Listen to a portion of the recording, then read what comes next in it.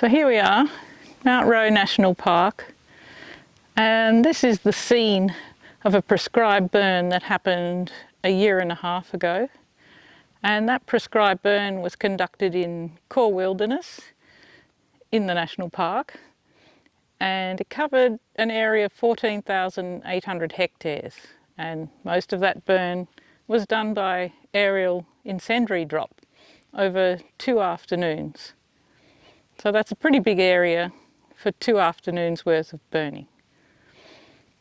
And then on the evening of the third day, which became a little bit hotter and windier than predicted, that burn escaped to the south, and all the efforts to contain that fire to the south were not sufficient.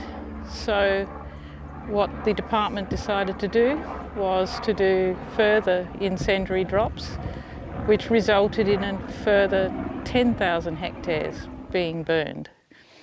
And that happened in early December 2022. All these trees that we see around us were completely defoliated because the burn was very hot and very intense.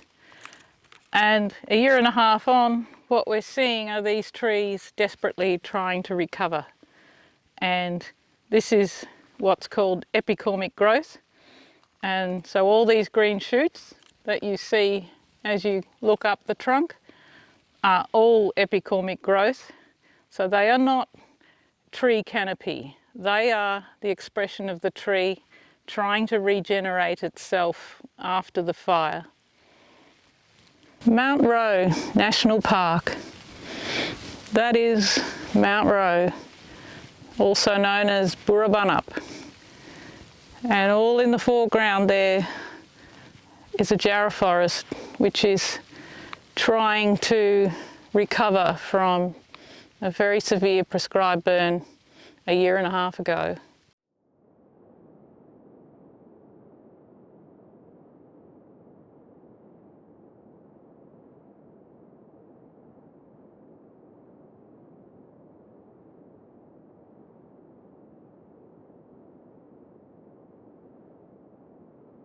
So now we're up on the granite outcrop that we visited on the 16th of January in 2023. That the vegetation on the granite is still really struggling to come back. We've added on top of that an extremely dry summer and autumn.